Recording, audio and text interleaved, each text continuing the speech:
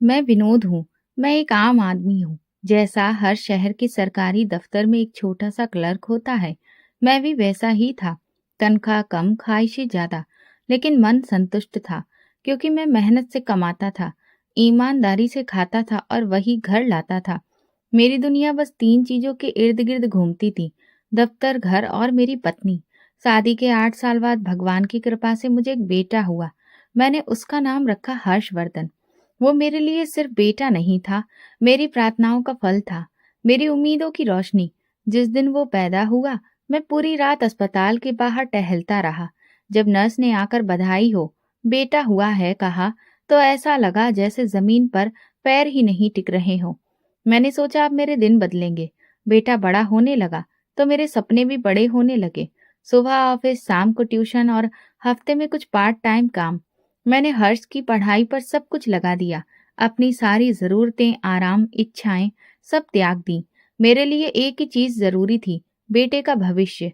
मेरी पत्नी कहती थी, विनोद, कभी अपने लिए भी सोचो। मैं मुस्कुरा देता। मेरे लिए तो हर्ष ही सब कुछ था। वो स्कूल गया, फिर कॉलेज, और आखिरकार शहर की एक बड़ी यूनिवर्सिटी में दाखिला मिल गया। मैंने गांव छोड़ा, शहर में एक कमरा किराए पर लिया, खुद जाकर उसके रहने का पूरा इंतजाम किया। वापसी पर दिल थोड़ा खाली सा लग रहा था, लेकिन उम्मीदों से भरा हुआ भी। कुछ महीने बाद उसका फोन आया। आवाज में हिचकिचाहट थी। पापा, एक बात कहनी है। बोलो बेटा, दिल खोल कर बात करो। मैं एक लड़की को पसंद करता हूँ। उसका नाम नेहा है। मैं थोड़ी देर चुप रहा, फिर पूछा, क्या वो भी तुम्हें पसंद करती है? हाँ पापा, लेकिन वो एक बहुत अमीर घर से है। मैंने दिल कड़ा करके कहा, अगर तुम खुश हो तो मुझे कोई आपत्ति नहीं। मेरी यही चाह है कि तुम सुखी रहो। काश मैं जान पाता कि सुखी जीवन सिर्फ दौलत से नहीं बनता। नेहा के घर वालों से बात हुई, लेकिन वो राजी नहीं थे। उनका कहना था कि वो अपनी इकलौती बेटी की शादी किसी गरीब घर में नहीं कर सकते। लेकिन नेहा जिद पर अड़ी थी। वो हर्षवर्धन पर जान छिड़कती थी।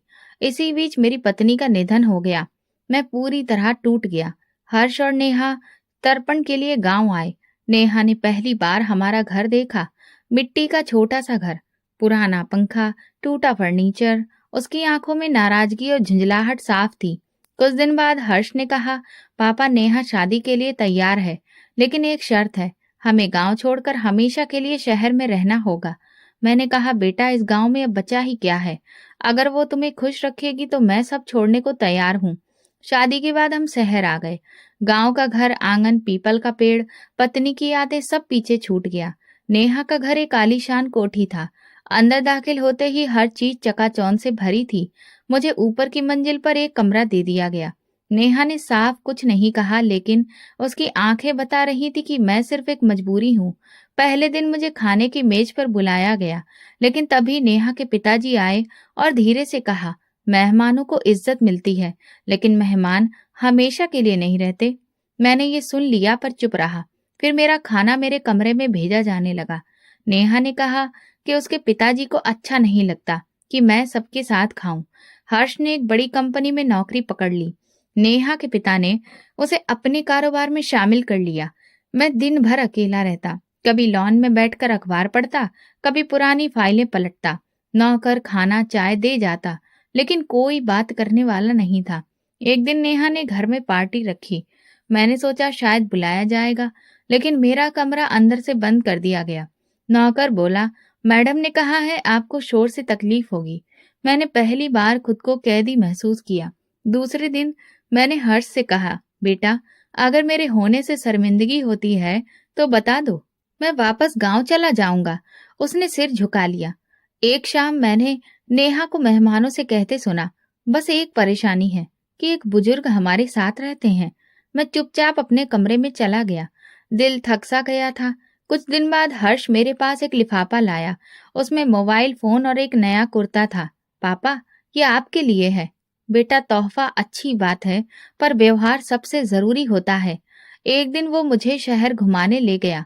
पार्क, मॉल सब दिखाया। शायद चाहता था कि मैं खुश रहूं, पर मेरे अंदर एक खालीपन था जो हर दिन बढ़ता जा रहा था। फिर एक दिन नेहा ने कहा, हमें अब अपना परिवार आगे बढ़ाना है। मैं समझ गया ये बात अब मेरे बारे में नहीं है, ये किसी आने वाले बच्चे के बारे में है। समय बीतता गया। नेहा और हर्ष में बातचीत कम होती गई। एक दिन मैंने नेहा को कहते सुना, तुम हर वक्त अपने पापा के पास क्यों बैठे रहते हो? तुम्हारी जिंदगी में किसकी ज्यादा अहमियत है, मेरी या उनकी? उस दिन पहली बार हर्ष चुप रहा। अगली सुबह मैंने उससे पूछा, बेटा सब ठीक है? वो बोला, पापा कभी कभी लगता है कि सब कुछ पाकर भी कुछ खो गया हूँ। मैंने उसके कंधे पर हाथ रखा और कहा, बेटा जो चीज हम हासिल करते हैं वो हमारी होती है या नहीं, इस बात का एहसास बहुत देर से होता है। कोठी में रहते हुए 6 महीने बीत चुके थे। समय के साथ कुछ बातें साफ होती गईं। सबसे पहली बात ये थी कि नेहा के घर में मेरी हैसियत केवल एक मजबूरी भर की थी। ना मैं कोई अतिथि था, न बुजुर्ग, ना ही ससुर। मैं बस एक बूढ़ा आदमी था जिसे नेहा बड़ी मुश्किल से सहन कर पाती थी। नेहा के पिता का व्यवहार सख्त जरूर था, पर वो चुप रहते थे। उन्होंने कभी सीधे कुछ नहीं कहा, लेकिन उनकी आंखों में एक सवाल हर वक्त झलकता रहता, ये यहाँ क्यों है? हर्ष की जिंदगी अब किसी कंपनी की दिनचर्या जैसी हो गई थी। वो अब पति कम और किसी ऑफिस का मैनेजर ज्यादा लगता था।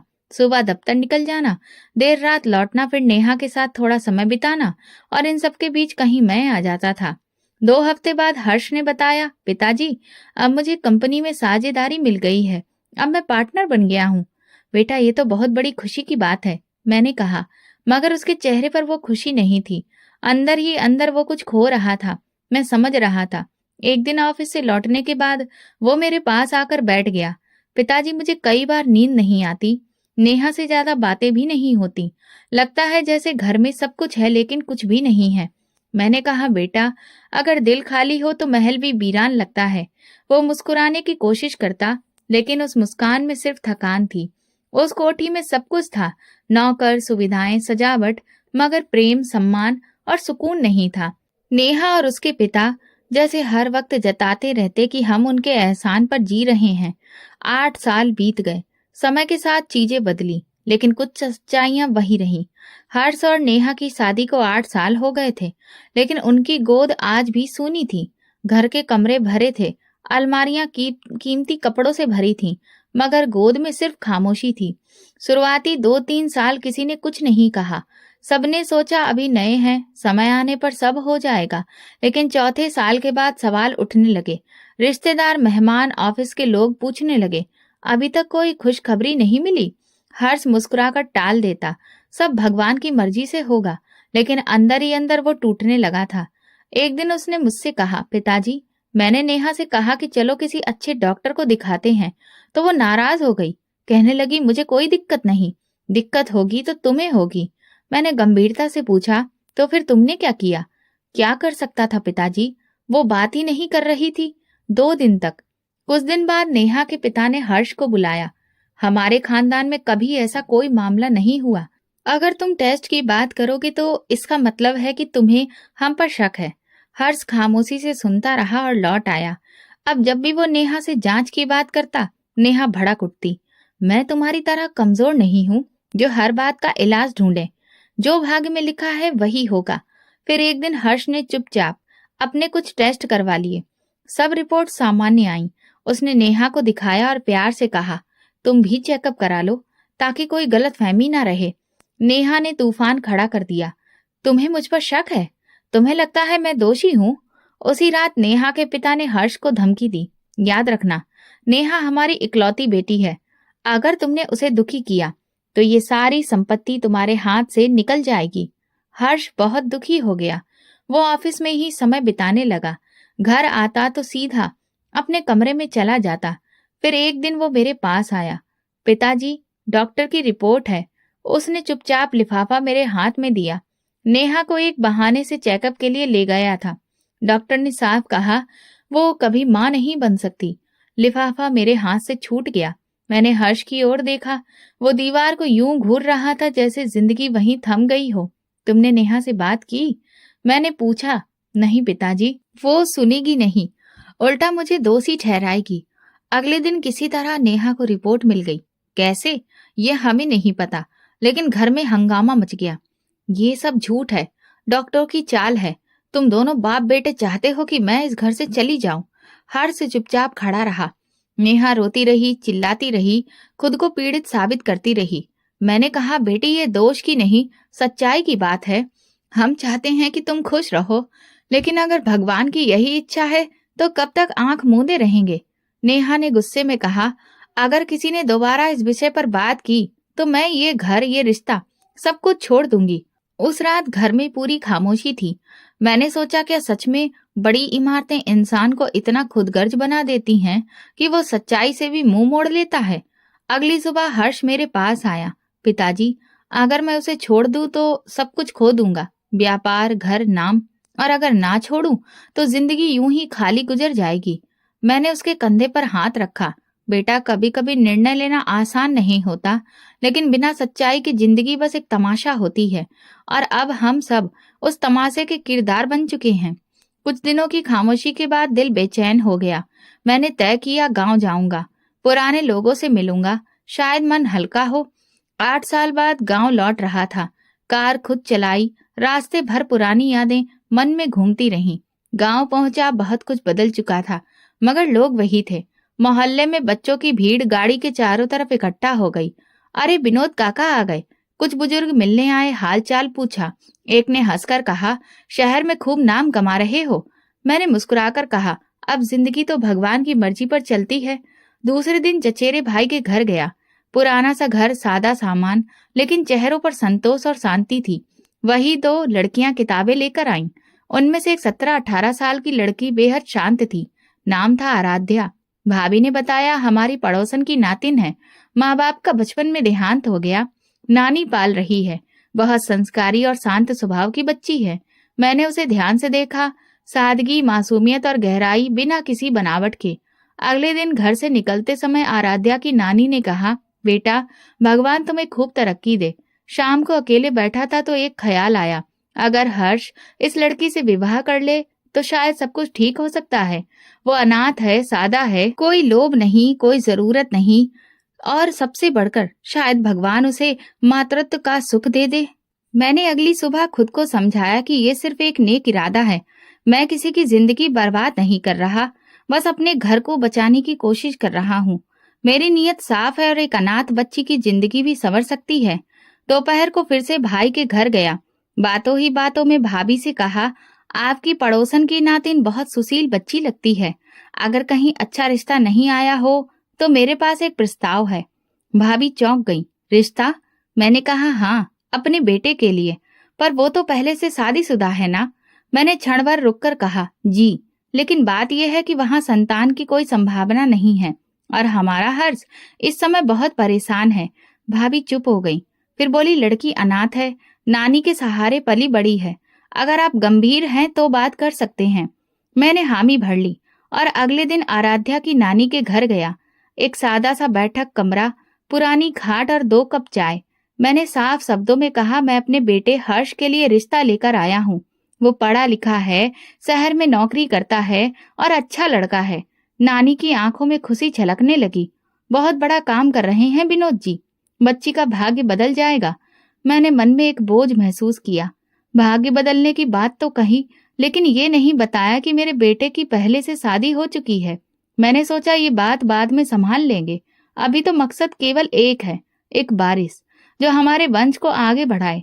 शाम को लौटकर मैंने हर्ष से फोन पर बात की। पापा, सब ठीक है? बेटा, एक बात कहनी है, लेकिन धैर्य से सुनना। मैंने सारी बात बताई। वो चुप हो गया। पापा, आप ठीक तो हैं? ये बहुत बड़ा निर्णय है। मैंने तुम्हारे बारे में सोचा है, तुम खुद निर्णय लो। पापा, नेहा कभी नहीं मानेगी। बेटा, अगर तुम अपने जीवन में कुछ चाहते हो तो फैसला तुम्हें ही करना होगा। फोन कटने के बाद मैं देर तक सोचता रहा। आराध्या की मासूम आंखें बार बार जहन में आती रहीं। वो मासूमियत, वो चुप्पी और मेरे भीतर की वो इच्छा, एक संतान की जो मेरे नाम को आगे ले जाए। ये सिर्फ योजना नहीं थी, ये एक फैसला था। गांव से लौटकर मैं सीधे हर्ष के कमरे में गया। वो मेज पर झुका कुछ फाइलें देख रहा था। बेटा, वो लड़की आराध्या जिसका जिक्र मैंने किया था, मैं उसका रिश्ता तय कराया हूँ। पापा, आप इतनी आगे बात बढ़ा आए। मैंने तो अभी हाँ भी नहीं की, मैंने सिर्फ बात की है, फैसला तुम्हारा है।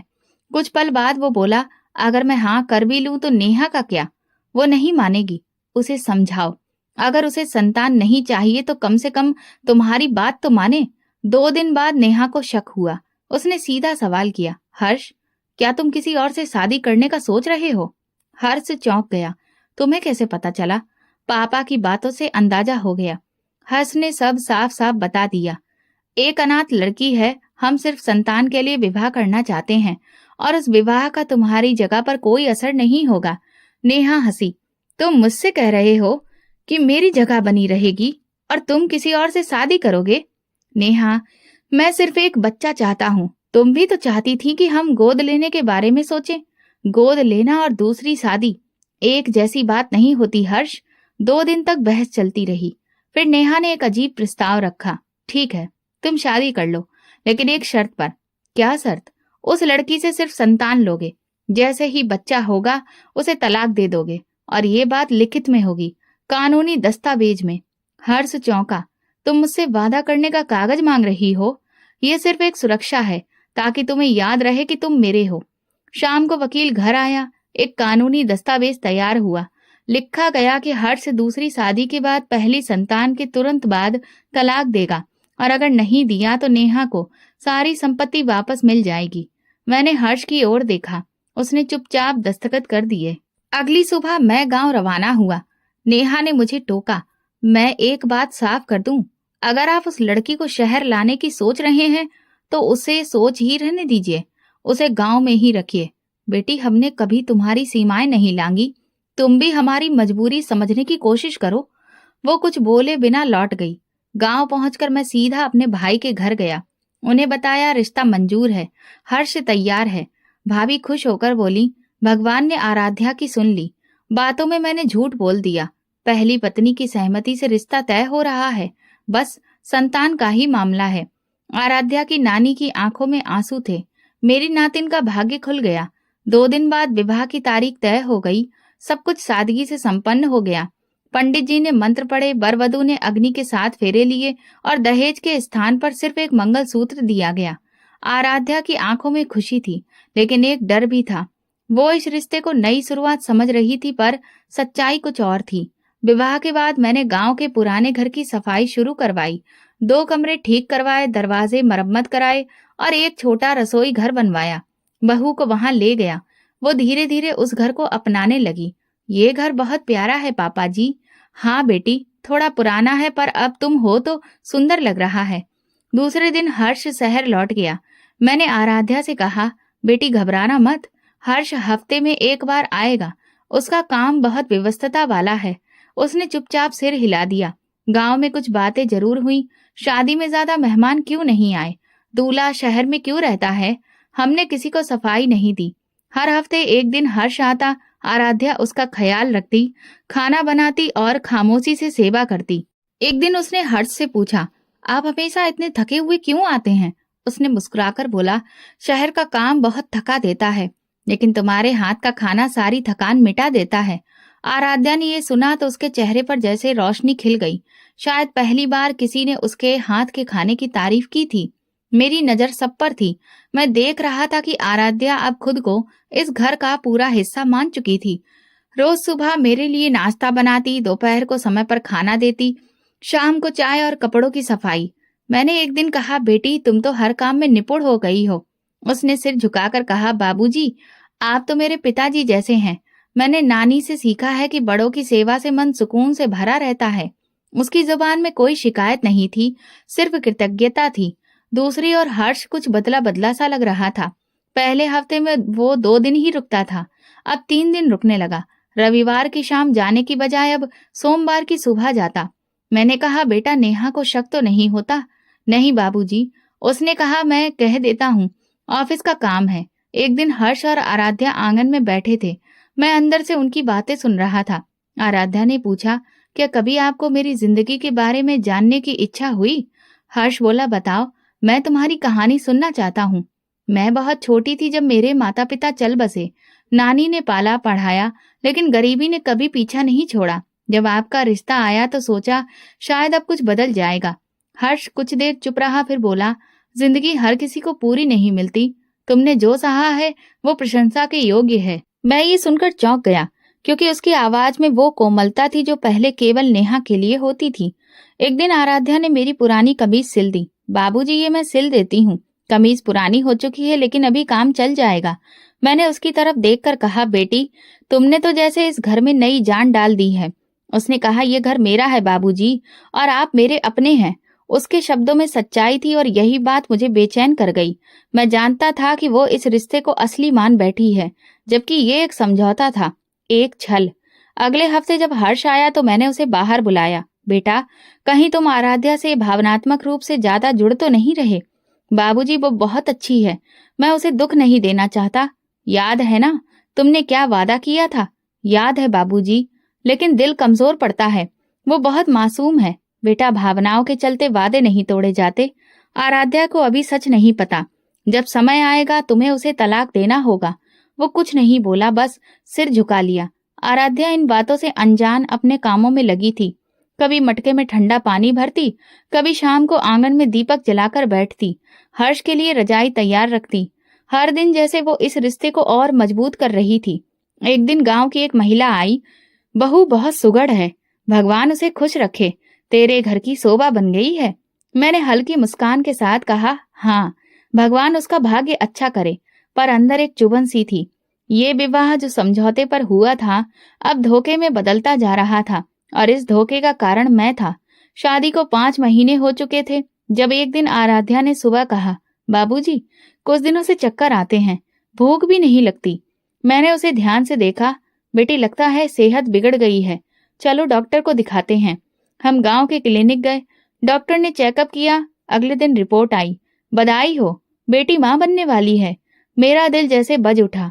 मैंने आराध्या की ओर देखा। वो शर्म और आश्चर्य से सिर झुकाए बैठी थी। बेटी, ये तो भगवान का आशीर्वाद है, तुमने हमारे घर में उजाला कर दिया। शाम को मैंने हर्ष को फोन किया। बेटा, भगवान ने सुन ली, आराध्या गर्भवती है। कुछ क्षण चुप्पी रही, फिर बोला, सच में बाबूजी? आपको यकीन है? डॉक्टर की रिपोर्ट सामने है। मैं इस हफ्ते आ रहा हूँ। उसकी आवाज में उलझन और खुशी दोनों थी। हर्ष शुक्रवार को आया। आराध्या ने दरवाजा खोला। वो मुस्कुराई।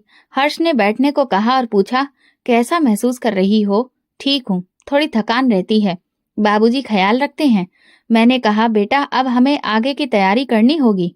अगले दिन हर्ष ने शहर लौटने से पहले नेहा को फोन किया। नेहा, आराध्या गर्भवती है। नेहा की आवाज सख्त थी। मुझे कोई खुशी नहीं है। याद रखना, जैसे ही बच्चा पैदा हो तुम्हें उसे तलाक देना होगा, वरना जो तुमने साइन किया था वो सब तुमसे छिन जाएगा। मुझे याद है नेहा, और याद रखना, अगर तुम उसके करीब गए तो सब तुम्हारे खिलाफ हो जाएगा। फोन कटते ही वो चुपचाप बैठा रहा, फिर चला गया। महीने बीतते गए। आराध्या की तबीयत बदलती गई। मैं उसे आराम करने को कहता, लेकिन वो कहती, बाबूजी, मुझे घर के काम करने से शांति मिलती है। मैंने भी उसे कभी रोका नहीं, बस उसका पूरा ध्यान रखा। 8वें महीने से हर्ष हर हफ्ते आने लगा। वो अब आराध्या से बात करता, दवाइयां खुद लाता। मैंने कहा, बेटा, कहीं तुम ये मत भूल जाना कि तुमने क्या वादा किया था। बाबूजी, मुझे याद है, बस थोड़ा समय दीजिए। 9वें महीने की पहली तारीख थी जब आराध्या को प्रसव पीड़ा हुई। मैंने तुरंत हर्ष को फोन किया, बेटा जल्दी आओ, हम उसे अस्पताल ले जा रहे हैं। उसे शहर के अस्पताल ले जाया गया। हर्ष भी वहीं पहुंचा। पूरी रात हमने बाहर इंतजार किया। सुबह 4 बजे नर्स आई। बधाई हो, बेटे का जन्म हुआ है। मैंने हर्ष की ओर देखा। उसका चेहरा खुशी से चमक रहा था। बाबूजी, क्या मैं उसे देख सकता हूँ? अभी नहीं बेटा, थोड़ी देर बाद। आराध्या को कमरे में शिफ्ट किया गया। हम दोनों अंदर गए। आराध्या ने कहा, बाबूजी देखिए तो कैसा है। मैंने बच्चे को उठाकर देखा। बिल्कुल तुम्हारे जैसा है हर्ष। हर्ष ने बच्चे को गोद में लिया, चूमा और आराध्या को सौंप दिया। धन्यवाद, तुमने मुझे एक नई जिंदगी दी है। आराध्या की आंखों में आंसू थे। ये तो आप दोनों की दुआओं का फल है। कुछ घंटे के बाद हर्ष ने मुझसे पूछा, पापा वो कागज कहाँ है? मैंने चुपचाप फाइल निकालकर उसे दे दी। उसमें वो दस्तावेज थे जो नेहा की शर्त पर तैयार किए गए थे, तलाक के कागज। हर्ष ने उन पर हस्ताक्षर किए, फिर पास खड़ी नर्स से कहा, इसे बाहर ले जाओ, कुछ देर मैं बात करता हूँ। नर्स नवजात बच्चे को लेकर बाहर चली गई। हर्ष ने बिस्तर के पास जाकर वो कागज आराध्या के हाथ में रख दिए। ये तुम्हारे लिए है। आराध्या ने कांपते हाथों से उन्हें लिया, आंखों से पढ़ा, चेहरा हक्का बक्का, आंखों में सवाल थे। ये क्या है? ये तलाक है। मैं अपने वादे के अनुसार तुम्हें आजाद कर रहा हूँ। उसकी जुबान जैसे बंद हो गई। आंसू बहने लगे। मैंने तुमसे झूठ कहा था, मैं सिर्फ संतान चाहता था। अब वो मिल गई है, लेकिन मैंने तुमसे प्रेम किया। वो आगे कुछ कह नहीं पाई। मैं दरवाजे के पास खड़ा था। आराध्या ने मेरी ओर देखा। पापा जी, आपको भी सब पता था? मैंने नजरें फेर ली। बेटी, हमने वही किया जो समय ने हमसे करवाया। मेरे साथ न्याय नहीं हुआ। उसकी आवाज रुकी रुकी थी। हर्ष ने बच्चे को गोद में उठाया और दरवाजे की तरफ बढ़ा। आराध्या ने बस एक वाक्य कहा, मुझे मेरा बच्चा दे दो, मैं और कुछ नहीं मांगती। हर्ष रुका, फिर बोला, ये बच्चा हमारे भविष्य की नींव है और अब वो हमारे साथ जाएगा। मैंने हर्ष का हाथ पकड़ा। चलो बेटा। बात खत्म हो गई। हम अस्पताल से बाहर निकले। सुबह का सूरज पूरी चमक के साथ उग आया था, लेकिन मेरे दिल पर जैसे कोई धुंध छाई हुई थी। हर्ष ने बच्चे को बाहों में समेट रखा था। मैं गाड़ी की पिछली सीट पर बैठा था। ड्राइवर तेज रफ्तार से गाड़ी चला रहा था, लेकिन मेरे कानों में अस्पताल की आखिरी बातचीत गूंज रही थी। आराध्या की वो झुकी हुई नजरें, उसके थरथराते हाथ, उसकी सिसकियां, पापा जी मेरा बच्चा दे दीजिए, मैं और कुछ नहीं मांगती। उसकी आवाज अब भी मेरे कानों में थी। गाड़ी कुछ दूर चली ही थी कि हर्ष बोला, पापा, क्या आपको लगता है हमने सही किया? मैंने जवाब देने से पहले खिड़की के बाहर देखा। धुंधले खेत, पेड़ और रास्ते सब जैसे सवाल बनकर सामने आ खड़े हुए। बेटा, हमने जो किया वो हमारी मजबूरी थी। नेहा की शर्त नहीं मानते तो तुम सब कुछ खो बैठते। लेकिन पापा, आराध्या ने हमें वो दिया जो नेहा कभी नहीं दे पाती। बदले में हमने उसे क्या दिया? मैंने बात काट दी। बस बेटा, अब पीछे मत देखो। हमने उसे वो दिया है जो उसकी जैसी लड़कियों को मिलता है, एक छत, सुरक्षा और एक नाम। हम शाम तक घर पहुंच गए। नेहा को पहले ही खबर दे दी गई थी कि बच्चा हो गया है। जब हम बंगले पर पहुंचे, नेहा गेट पर खड़ी थी। बच्चे को देखकर उसने मुस्कुराते हुए बाहें फैला दी। यही है हमारा बेटा? हाँ नेहा, ये हमारा बेटा है। अच्छा है, अब उम्मीद है कि तुम्हारा पूरा ध्यान इसी घर पर रहेगा। मैं चुपचाप अंदर चला गया। नौकरों ने मेरा सामान उठाया और कमरों की ओर बढ़ गए। हर्ष और नेहा बच्चे को लेकर ऊपर चले गए। मैं बैठक में बैठा और जैसे पूरा दृश्य फिर से मेरी आंखों के सामने आ गया। अस्पताल का कमरा, आराध्या का चेहरा, उसकी सिसकियां। अगली सुबह हर्ष मेरे पास आया। पापा, नेहा कह रही है कि अब बच्चा सिर्फ उसका है। वो चाहती है कि आराध्या का नाम भी न लिया जाए। मैंने गहरी सांस ली। यही तय हुआ था, वही हो रहा है। लेकिन पापा, क्या हमें एक बार आराध्या से मिलना नहीं चाहिए? नहीं बेटा, अब वो बीती बात हो गई, भूल जाओ उसे। 2 दिन बाद गांव से मेरे भाई का फोन आया। विनोद, यहाँ कुछ लोग तुम्हारा नाम ले रहे थे। अस्पताल के बाहर आराध्या को रोते देखा गया। वो कह रही थी कि तुम और हर्ष उसका बच्चा लेकर चले गए। मैंने बेचैनी से फोन काट दिया और कुछ देर चुपचाप बैठा रहा। दोपहर को हर्ष आया और बोला, पापा, आराध्या ने मेरे पुराने नंबर पर मैसेज किया है। कह रही है अगर बच्चा वापस नहीं लाए तो वो पुलिस में शिकायत करेगी। मैंने कहा, शांत रहो। वो कहाँ जाएगी? एक अनाथ लड़की, न बाप, माँ बाप, न पैसा, न सहारा। हमने उसे सब दिया है। पापा, लेकिन अगर वो चुप ना रही तो उसे चुप कर दो। उसे वही घर दे दो जो हमने पहले उसके लिए छोड़ा था। शाम को मैंने आराध्या को फोन किया। बेटी, तुम्हें सब पता है हमने ऐसा क्यों किया। अब तुम्हें चैन से रहने के लिए वही घर दिया जा रहा है। वहीं रहो और नई जिंदगी शुरू करो। तुम्हारा बेटा सुरक्षित है। पापा जी, मेरा बेटा? क्या मैं सिर्फ एक जरिया थी? बेटी, तुम्हें इज्जत दी, एक छत दी, खाना दिया। ये भी कोई छोटी बात नहीं थी।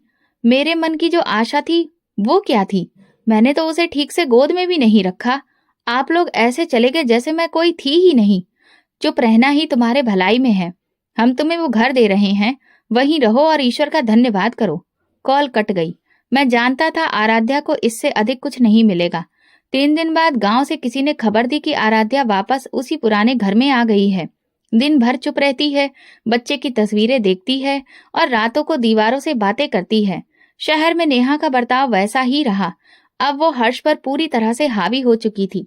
बच्चा हमेशा उसके पास रहता और वो किसी को आराध्या का नाम तक नहीं लेने देती।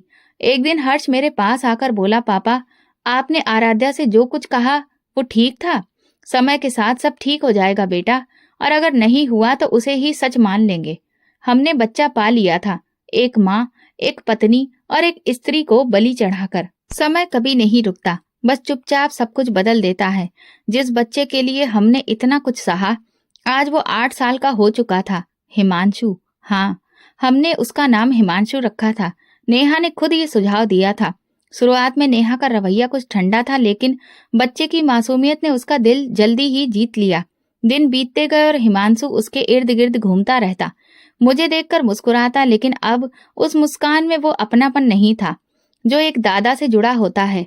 मैं अक्सर उसे कोई पुरानी कहानी सुनाने की कोशिश करता, लेकिन चंद मिनटों में नेहा की आवाज आ जाती, बाबा, हिमांशु का होमवर्क है, कृपया डिस्टर्ब मत कीजिए। कमरे से बाहर आकर मैं खुद को बहुत अकेला महसूस करता। हवेली की हर चीज मेरी आंखों के सामने थी, लेकिन मेरा अस्तित्व तो अब बस दीवारों तक सीमित रह गया था। एक दिन मैंने हिमांशु के लिए पुरानी लकड़ी से एक खिलौना बनाया। वो बहुत खुश हुआ।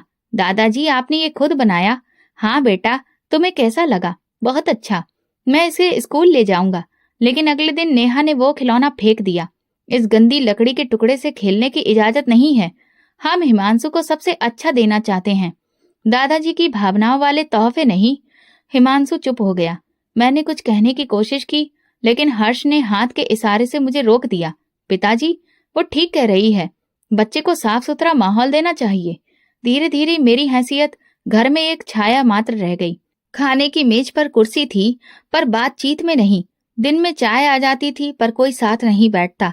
मैं एक तमाशबीन था जो 8 साल से ये तमाशा देख रहा था। एक दिन नेहा ने हर्ष से कहा, मुझे लगता है आपके पिताजी को गांव चले जाना चाहिए। इस उम्र में गांव की हवा अच्छी लगती है। हर्ष ने कहा, पिताजी को यहाँ रहने की आदत हो चुकी है, आदतें बदली जा सकती हैं। नेहा बोली, उनकी खांसी की आवाज से मेरी नींद खुल जाती है। वो पुराने विचारों वाले हैं, हिमांशु पर असर पड़ रहा है। मैं पास ही बैठा था। पहली बार नहीं था कि वो मेरे बारे में ऐसा कह रही थी, लेकिन इस बार हर्ष ने चुपचाप सिर हिला दिया। अगली सुबह नाश्ते पर हर्ष मेरे पास आया। पिताजी, अगर आप गांव जाना चाहें तो मैं गाड़ी का इंतजाम कर देता हूँ, वहां थोड़ा सुकून मिलेगा। बेटा, ये फैसला तुम्हारा है या किसी के कहने पर? उसने नजरें चुरा ली। पिताजी, सब आपकी इज्जत करते हैं, लेकिन शायद अब जगह कम पड़ गई है। मैंने चाय का प्याला नीचे रखा और धीरे से कहा, ठीक है, मैं चल देता हूँ। उसी शाम मैंने अपना पुराना बैग तैयार किया, कुछ कपड़े, कुछ तस्वीरें और कुछ कागजात। हिमांशु मेरे पास आया। दादाजी, आप कहाँ जा रहे हैं? बेटा, थोड़े दिन के लिए गांव जा रहा हूँ, सबका ख्याल रखना, मैं फिर आऊंगा कभी। मैंने उसे गले लगाया। दरवाजे से निकलते वक्त नेहा सामने आ गई। आपको कुछ चाहिए हो तो बता दीजिए, हम भिजवा देंगे। नहीं बेटी, तुमने बहुत कुछ दिया है, अब कुछ मांगने की जरूरत नहीं। गाड़ी में बैठकर मैं शहर से निकल पड़ा। रास्ते भर खामोशी थी। ड्राइवर ने 2 बार पूछा, बाबा जी कुछ सुनाऊं? नहीं बेटा, आज मन नहीं। गांव में सुबह का समय था, लेकिन कुछ अजीब हलचल थी। मैं दरवाजे पर बैठा हुआ अपने पुराने आंगन को देख रहा था। तभी शोर सा सुनाई दिया। लोग गली में जमा हो रहे थे। एक लड़का दौड़ता आया। काका, आपको पता है, आज हमारी तहसील में बड़ी अफसर आ रही है, जिलाधिकारी मैडम। सारे गांव वाले अपनी समस्याएं लेकर पहुंचे हैं। मैंने सिर हिलाया, लेकिन मन भारी हो गया। दोपहर तक चौक में भीड़ जुट गई थी। पर्दे लगे थे, कुर्सियां बिछ चुकी थीं और एक मेज पर सरकारी फाइलें रखी थीं। मैं दूर खड़ा देख रहा था कि किसी ने आकर कहा, काका, आपकी बहू के दस्तखत चाहिए इस जमीन वाले कागज पर। मेरी बहू? हाँ, आराध्या मैडम, वही जिलाधिकारी। मैं हक्का बक्का रह गया। वही आराध्या जिसे हमने मां बनने के बाद उसका बच्चा छीनकर तलाक दे दिया था, आज वो इस मुकाम पर थी। मैंने चौकीदार से पूछा, वो अंदर हैं? जी, अभी गरीबों की समस्याएं सुन रही हैं और उन्होंने कहा है कि आपसे नहीं मिलना चाहती। मैं कुछ देर वहीं खड़ा रहा, फिर मेरे कदम खुद ब खुद अंदर की तरफ बढ़ चले। दरवाजा खुला था। अंदर जो नजारा था वो मेरी सोच से परे था। सामने मेज पर आराध्या बैठी थी। सादा साड़ी, बंधे बाल, एक हाथ में चाय, दूसरे में कलम, दोनों तरफ पुलिस वाले और सरकारी अधिकारी। मैं धीरे धीरे उसके सामने जाकर खड़ा हो गया। वो कुछ देर फाइल पढ़ती रही, फिर नजरें उठाई। हमारी नजरें मिली। एक पल को समय थम गया। मैंने कहा, बेटी मुझे माफ कर दो। वो उठी और बोली, आपको माफी मांगने की जरूरत नहीं है विनोद जी। मैं घुटनों के बल बैठ गया। हमने तुमसे सब कुछ छीन लिया था, तुम्हारा बच्चा, तुम्हारी जिंदगी, तुम्हारा अधिकार। उसने मुझे उठाते हुए कहा, आप मेरे पति के पिता हैं। मेरी माँ ने सिखाया था कि बड़ों को जमीन पर नहीं गिरने देना चाहिए। मेरी आंखों में आंसू थे। बेटी, जो तुमने किया है वो हम शायद कभी नहीं कर सकते। सब कुछ खोकर भी तुमने खुद को बना लिया। जब सब कुछ छिन जाए तो इंसान के पास दो रास्ते होते हैं, या तो टूट जाएं या फिर खुद को फिर से गढ़ें। तुमने कैसे किया? मेरे पास कुछ नहीं बचा था।